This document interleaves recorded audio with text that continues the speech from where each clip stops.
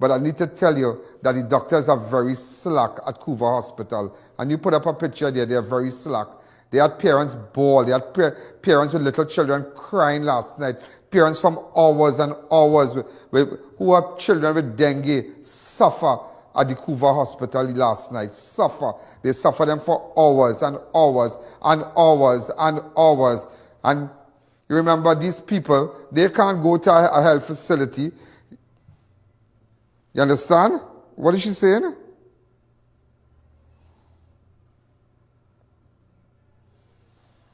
You know, we have a children's hospital, and they made the hospital into a teaching hospital.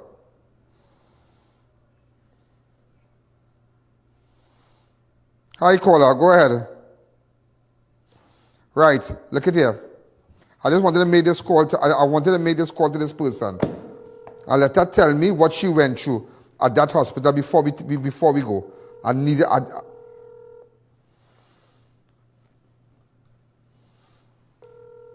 didn't tell her I was going to call her, you know.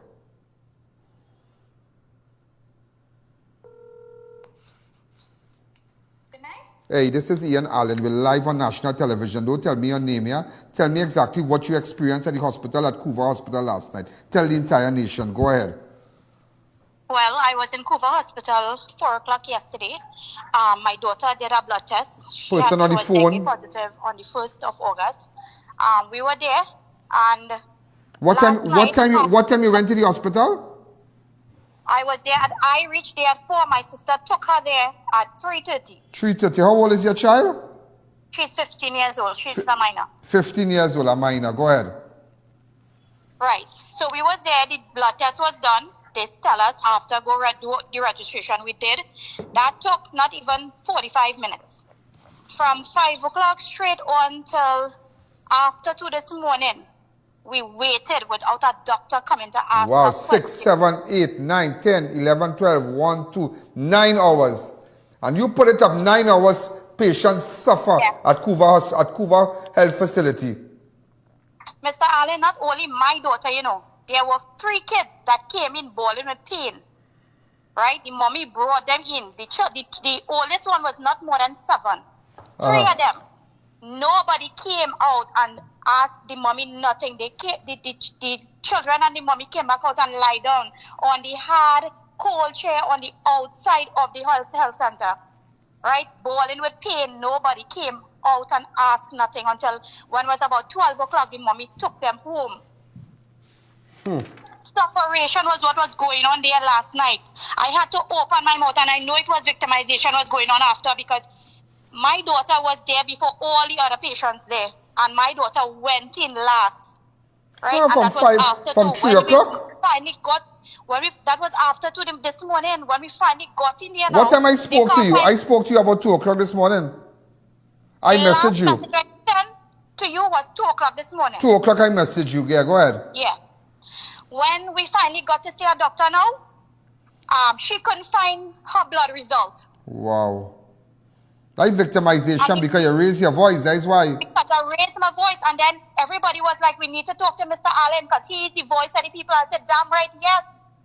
I said, yes, we need to. That is when, Mr. Alleyne, I messaged you. This thing is ridiculous. I should have come down here, you know. I should have come down here and meet all you outside. They were hoping that you was going to come, you know. Mr. Alleyne, 3 shifts changed.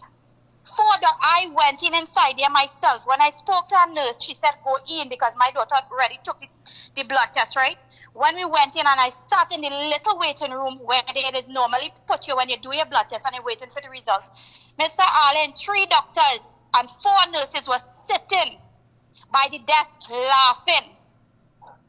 Right? I got here in me and I saw that and I said, but no, something wrong here. People sick outside since morning, they're waiting. Right? And you sit down and laughing, wait until 10 o'clock when the shift changed. And next set of doctors came in. When the doctors and them came in, nobody assisted, nobody came out and find out anything. Because I was opening my mouth, I did not disrespect anybody. All I told them, I said, listen, all I took an oath. And all I seeing sick elderly people here and nobody is assisting. A nurse come outside and she started quarrel up. I said, you could talk how much you want. I have rights and I will speak, and I'm speaking on behalf of my child, myself, and the rest of the patients here. I said, this is sufferation, Ollie can't do that. And then I told them some things like, Ollie will get old in time to come, and I hope karma don't come to you knocking at your door, because what if my child is a doctor and have to see about you later on? That's what I told them. I mean, I was angry, Mr. Alleyne. I came directly from work. I was hungry. I was tired. You don't have a chair to sit down because there are patients that's sick and you will give them that chair to sit down, right? You're standing outside, mosquito biting like crazy. Wow. Mosquito biting like crazy, Mr. Alleyne. And nobody assisting you. That is when I told them, I said, listen to me. Earlier tomorrow, get a television and put it on for 6 o'clock and look at Mr. Alleyne. Because I will be talking on behalf of the people all they had suffering here. And I don't care what all they think about me. Because when I come back here, because in time to come, I believe I will be coming back. I say I want all to do it to How much hours you waited from 3 o'clock? I reached there at 4. My daughter went in there at 3:30. Okay. So from Okay. 4 o'clock, 4, I 5, left 6, 7, 8, 9, 10, 11, 12, 1. What time you got through? I got through about 2:30. Right. Almost 11 hours. You Yes. wait with your 15-year-old daughter who was diagnosed with dengue. You wait to see Yes. a doctor. Almost 11 hours. Courtesy the Honorable D.L. Singh. Courtesy, and you were treated Yeah. like dogs. Like dog, Mr. Alleyne. That was a clear case of being treated like dog, when I tell you. Wow, And Mr. Alleyne, unbelievable. that's not it, you know, the whole But let me lot tell you of people something. have I to want go you to in. know this today. Under my watch, this will never happen. And I will make sure, and I will let the whole, everybody around the world know how that one of our citizens of this country went into their hospital, that they are entitled to, their health facility, and wait 11 hours to see a doctor when her daughter was diagnosed. A 15-year-old daughter who's a minor was diagnosed, ladies and gentlemen, with dengue.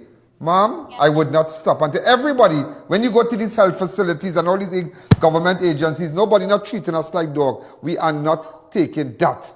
Go ahead. Mr. Alleyne, I have to say thank you very much for assisting me last night together with the rest of the patients, because a lot of them left and went home. But when I posted it, is then they realized I knew about it, because I posted it immediately when he told me. Right, Mr. Alleyne, and listen to what they did, eh? Shift change at 10 o'clock. When it was 20 to 1. Huh. The male attendant came out with a clipboard and started to call names. And then this is what he said to us. He said, now they're going to start to see all year. I said, you telling me shift change at 10 and 20 to 1, all in knows. I said, all they have to update all the TikTok page before all they start seeing what's going on here. Ma'am, I just want you to know, under my watch, I will highlight it. And I will address this. Thank you very much. Thanks again, I have ma'am. to say thank you very much, Mr. Alleyne, for being there for us last night, and everybody else who was there, because I had their full support, and they're saying, please call Mr. Alleyne, please call. I said, here, what is late? Let me message him. When I saw that he responded to me, I said, thank God. So when God can come here to send somebody and use somebody, Mr. Alleyne, thank you very much. Thanks again, ma'am.